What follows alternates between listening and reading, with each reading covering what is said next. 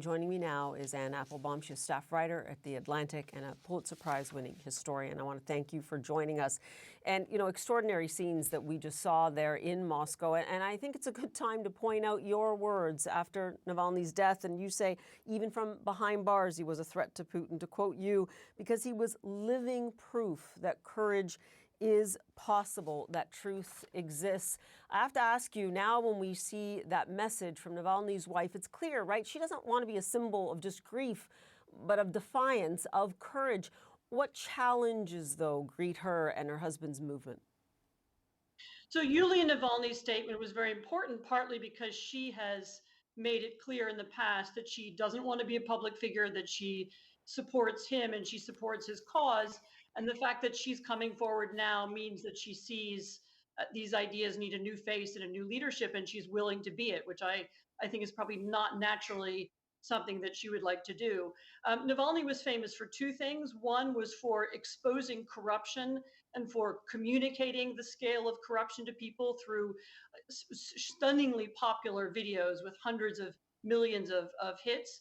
And he was famous also for demonstrating with the way he lived his life what civic courage looks like. Those people bringing flowers to monuments in Moscow and around the country are doing that partly because they're inspired by his example.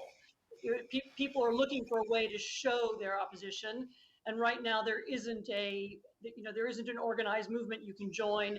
It's extremely dangerous, and so these small gestures indicate that that desire to be brave is still there. Yeah, and it's clearly what Navalny's wife is looking for. You know, she says the main thing that we can do for Alexey now, and I'm quoting her, is for ourselves as well, is to carry on fighting. But I want to ask you, she also says she knows why he was killed. Even if there is some bombshell revelation here, will it change anything for people in Russia and just as importantly, for the Kremlin? So I don't think anybody doubts that the Kremlin killed him. In one way or the other, they killed him. They made two attempts to assassinate him, to poison him. Maybe they used poison again. Maybe it was just the combined effects of his time in prison, his isolation in the far north. You know, the longer effects of poison.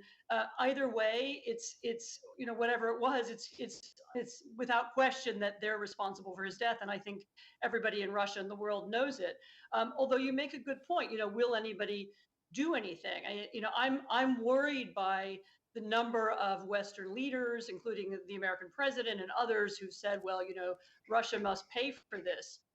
Really, right now, the only way to make Russia pay is to make sure that Russia loses the war in Ukraine.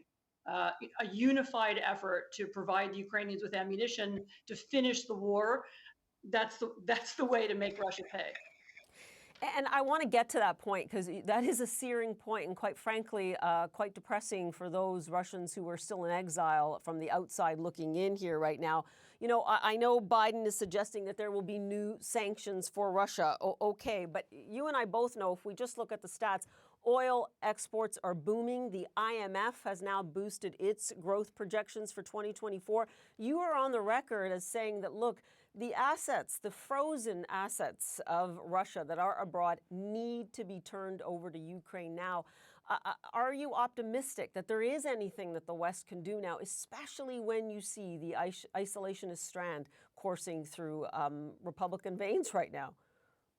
So, of course, what's important is not really Republican isolationism. What's important is that there's a small minority that's clearly seeking to block money for Ukraine because President Trump wants to end the war in his way, meaning let Russia win when he becomes president next year, which is what he thinks. So it's a little bit more dangerous than just a general strand of isolationism. It's very specific. But to your question, yes, of course there are things we can do. First of all, we can enforce the existing sanctions, which we don't. We haven't made a serious effort even to ensure that the ones we've placed down already are being met. There is, as you say rightly, $300 billion of frozen assets. This is money that sooner or later Russia's going to be expected to pay reparations to Ukraine. There's a legal and a moral case that this money can and should be used now.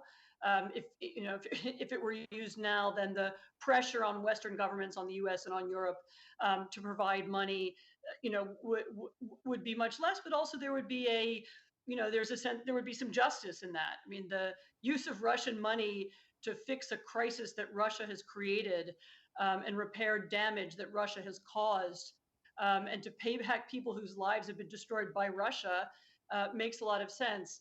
And there are plenty of economists, there are plenty of lawyers now who are beginning to step up and make the case. I know there's some movement on that, both in Europe and the United States, and I really do hope that sooner rather than later, we can come to that conclusion. Sooner rather than later, but no one underestimates the challenge that is before Western countries and Western allies, and most significantly, those Russians that remain in exile. Anne Applebaum, thanks so much. Really appreciate your perspective.